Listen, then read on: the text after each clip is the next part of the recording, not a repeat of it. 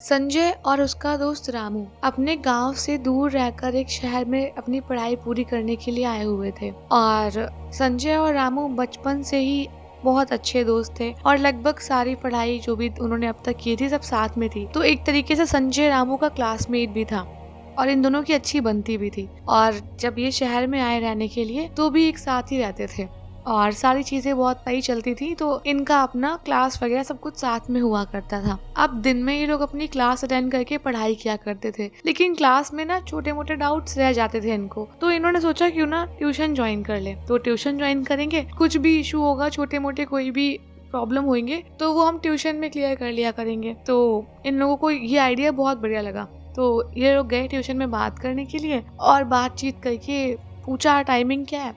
तो टीचर ने बताया कि इनका जो बैच होएगा शाम का, उसका मतलब टाइमिंग वही रहेगा 7 से लेके 8:30 तक का। तो इन लोगों ने कहा चलो ठीक है, ज्यादा दूरी पे है नहीं। मतलब वो इनकी जो कोचिंग जहाँ बात करने गए थे वो इनके रूम से ना लगभग 2 किलोमीटर 2.5 किलोमीटर की दूरी पे रही होगी, ज्यादा दूरी पर नहीं थी। और ये दो लोग साथ में थे जाने आने के लिए, तो शाम का इतना कोई प्रॉब्लम नहीं था क्योंकि वो रास्ता थोड़ा सुनसान टाइप का पड़ा करता था। लेकिन ये दो बंदे थे तो इनको इतना कुछ खास फर्क नहीं पड़ा। अब इन लोगों ने ट्यूशन जाना स्टार्ट कर दिया। अपना दिन में क्लासेस, शाम को ट्यूशन और फिर वही घर पे अपना रिवीजन वगैरह करते थे। मतलब बहुत सब कुछ अच्छा चल रहा था। अब एक दिन की बात है, जो संजय था ना उसको बहुत तेज बुखार आ गया और बुखार आया वो फिर कुछ टाइम के लिए एकदम रेस्ट पे हो गया। मतलब वो पढ़ाई वढ़ाई भी उस टाइम नहीं कर पाया और ट्यूशन वगैरह भी नहीं जा पाता था। तो इस बीच में अब किसी ना किसी को तो सिलेबस पूरा करना था।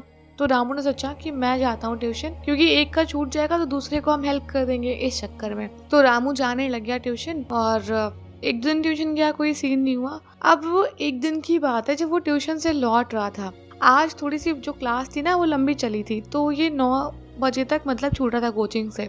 अभी रास्ते में चलते जा रहा था, धीरे धीरे वही सुनसान रास्ता आ गया जहाँ पर कम बाइक वगैरह निकला करती थी और आसपास घर वगैरह नहीं थे। मतलब ऐसे तालाब था दूर पे और कुछ ज्यादा खास बस्ती वस्ती नहीं थी। ये धीरे धीरे निकल रहा था वहाँ से। वैसे वैसे जो पीछे चल रहा है उसके कदम चल रहे हैं। अब रामू ने तुरंत पीछे मुड़ के देखा, पीछे कोई भी नहीं था। दूर दूर तक रास्ता खाली दिख रहा था। रामू को लगा चलो ठीक है, फिर रामू चलने लग गया। अब रामू जैसे थोड़ा सा आगे और बढ़ा, फिर उसको वही सेम उसके खट खट के साथ में किसी और की भी खट खट सुनाई पड़ रही थी। अब रामू ने थोड़ी देर सोचा, उसने रुक जाता हूँ, देखता हूँ अब किसके पैर की आवाज आती है। रामू रुका, पीछे से किसी के पैरों की आवाज या कोई आहट नहीं, कुछ भी नहीं। वो ऐसे पीछे मुड़ के खड़ा होकर देखने लग गया कि कुछ तो होएगा ना, कुछ होएगा जिसकी आवाज आ रही होगी। ये कैसे खटखट आवाज सुन रही है, जब भी मैं चल रहा हूँ आवाज आ रही है, जैसे रुक रहा हूँ आवाज रुक जा रही है। पीछे मुड़ के देखने लगा, पीछे कोई भी नहीं था। अब रामू जैसे ही आगे जाने के लिए मुड़ा ना, रामू एकदम थर थर थर थर कांपने लग गया। उसके सामने कैसे मतलब एकदम विशालकाय आदमी, एकदम ब्लैक कलर का, पूरा ऐसा लगा था उसने चोला ओढ़ रखा है ब्लैक कलर का। और उसकी आंखें कुछ इंसान जैसी नहीं, कुछ अलग आंखें थी उसकी, बड़ी अजीब सी आंखें। सामने खड़ा है और रामू एकदम मतलब ऐसे हड़बड़ा गया था कि वो तुरंत नीचे गिर गया था। जैसे वो नीचे से अपने आप को संभाल के ऐसे खड़ा किया वापस से उसने, और वो भागने के चक्कर में आगे बढ़ा। जैसे जैसे वो भागने लग गया, उसको लगा जैसे वो बंदा ना बार बार मतलब उसको रोक रहा था, मतलब कोई पीछे खींच रहा उसको। तो रामू ने अब हिम्मत करके सोचा था ठीक है कोई बात नहीं, कुछ भी होगा आज हो ही जाएगा, ठीक है मैं पूछता हूँ। तो रामू उस आदमी की तरफ मुड़ गया देखने के लिए। जैसे रामू मुड़ा, उसको लगा थोड़ा दूरी पे होगा, वो आदमी जस्ट रामू के पीछे खड़ा था। रामू की हालत इतनी खराब थी कि मतलब हो क्या रहा है ये, और आज क्या हो रहा है। मतलब रोज आता हूँ कुछ नहीं था, आज ये कहाँ से आ गया बंदा। खैर रामू ने बिल्कुल बंधे हुए गले से पूछा कि तुम कौन हो और मेरा पीछा क्यों कर रहे हो। तो वो आदमी बोलने लग गया कि कुछ खाने के लिए है तुम्हारे पास। रामू ने कहा ये कैसा, मतलब क्या है, एकदम भूत टाइप का इंसान। मतलब भूत टाइप का क्या, भूत जैसा बिल्कुल ही उसका वैसा ही था। मतलब समझ में आ रहा था कि मतलब कोई नॉर्मल आदमी नहीं है वो। तो रामू ने बोला कि नहीं कुछ भी खाने को नहीं है मेरे पास, और ये सब्जियां हैं, सब्जियां खाओगे। तो रामू ना मतलब जब कोचिंग से लौटता था अपनी, तो कुछ ना कुछ ऐसे सब्जी वब्जी रोज शाम को बनाने के लिए खरीद लेता था। तो वही उसके हाथ में थोड़ा बहुत सब्जियां वब्जियां थी, तो वही लेके जा रहा था। तो उसने कहा सब्जियां खाओगे तुम।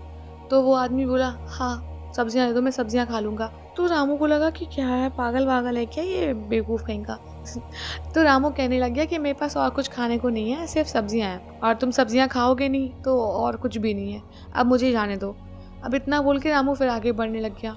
तो वो आदमी रामू को बोला कि तुम एक काम करो, तुम जो सब्जी लाए हो ना यही मुझे दे दो, मैं यही खा लूंगा आज के लिए। अब ये वेजिटेरियन भूत था, इसने वो सब्जी जो थी रामू के हाथ में वो ले ली रामू से, और रामू आगे बढ़ गया। रामू फिलहाल तो मतलब रामू ने देखा कि पीछे कोई भी नहीं आया था और सब ठीक था, कोई सीन नहीं है। रामू आगे बढ़ गया, धीरे धीरे घर पहुंच गया। अब रामू को लगा कि ये क्या चीज थी, मतलब पहली बार सब्जी खाने वाला भूत देखा। खैर अब रामू घर पहुंचा, ये सोच रहा था कि मतलब क्या हुआ। संजय की तबीयत ठीक नहीं थी तो उससे उसने इस बारे में कोई बात नहीं की। अब थोड़ा बहुत उसका ध्यान रखा और सो गया। फिर वही नेक्स्ट डे कोचिंग गया, कोचिंग से लौट रहा था। आज फिर से वही जो ब्लैक शेडो टाइप का आदमी था फिर इसके पीछे लग गया। फिर इससे पूछने लगा कुछ खाने को है क्या।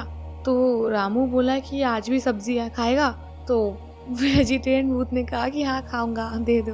तो वो सब्जी देके फिर आगे बढ़ गया। अब एक दिन की बात है जब रामू ना मतलब अब ये ना सिलसिला चलता रहा मतलब कुछ दिनों तक। जैसे ही मतलब रामू को वो मिलता, रामू उसे सब्जी देता और घर आ जाता। लेकिन धीरे धीरे रामू की तबीयत धीरे धीरे से खराब होने लग गई। मतलब उसको ना ऐसे ही मतलब वीकनेस, ऐसे बुखार जैसा उसको लगने लग गया। अब लेकिन पढ़ाई तो कर ही रहा था, संजय भी बीमार था, वो इतना ठीक नहीं था, तो इसीलिए कोशिश करता था क्लासेस मिस ना करे। अब धीरे धीरे ना जो रामू था इसकी तबीयत खराब होती रही। मतलब ऐसा ना जैसे बुखार कभी इसको बहुत होता, कभी इसको एकदम अंदर से वीकनेस लग जाती, ये अच्छा फील नहीं कर रहा था।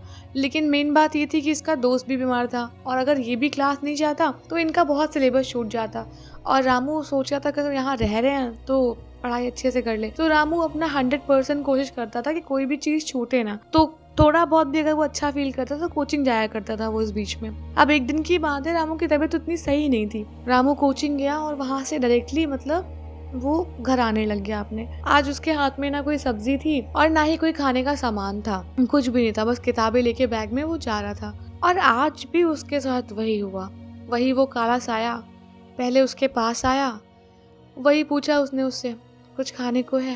तो आज रामू के पास कुछ नहीं था और रामू बीमार था बहुत ज्यादा। तो रामू ने कहा कि नहीं, मेरे पास आज कुछ भी नहीं है और मैं आज कुछ नहीं लाया अपने साथ। वो भूत ना थोड़ा सा नाराज हो गया रामू से और वो मतलब रामू ने कुछ नहीं कहा, रामू आगे बढ़ गया। अब रामू ने भी उससे थोड़ा सा रूड टोन में बोला कि नहीं आज कुछ भी नहीं है, चले जाओ यहाँ से, और आज मैं कुछ नहीं लेके आया हूँ। और रामू जैसे ही कह के आगे बढ़ने लग गया ना, रामू ने देखा कि वो जो काला साया था वो भी वापस जाने लग गया पीछे के साइड जहाँ से वो आ रहा था। लेकिन चौंकाने वाली बात रामू के लिए ये थी कि वो साया जो पीछे कुछ देर पहले गया था वो वापस उसी रास्ते से रामू के सामने आया और फिर से रामू से पूछने लग गया खाने को कुछ है क्या। तो रामू ने कहा अभी तुझे मना किया था मैंने, नहीं है कुछ खाने को, जा यहाँ से, और मेरे पास कुछ भी नहीं है। तो फिर हुआ, फिर रामू मतलब जैसे आगे बढ़ा साया पीछे गया और रामू जैसे 10-15 कदम चला, रामू को फिर दिखता है कि वही साया सामने चल के आ रहा है और फिर वो उससे पूछ रहा है खाने को कुछ है क्या। अब इन सब में रामू ने ये नोटिस किया कि रामू बार बार उसी प्लेस पे वापस आ रहा था। मतलब चल रहा था वो, लेकिन वो उसी जगह पे वापस खड़ा हो रहा था आके जहाँ वो काला साया उसको मिलता है रोज रोज, है ना। रामू बहुत ज्यादा डर गया इस चीज से कि मतलब ये हो क्या रहा है और मैं इतना लेट हो गया, घर कैसे पहुंचूंगा। खैर रामू मतलब अब जब तक ये समझ पाया तब तक मतलब काफी और रात हो चुकी थी और यही चक्कर चलता रहा था बार बार कि कुछ खाने को है क्या, वो कहता नहीं है। वो नुकसान कुछ नहीं कर रहा था लेकिन अब रामू को घर भी तो पहुंचना था।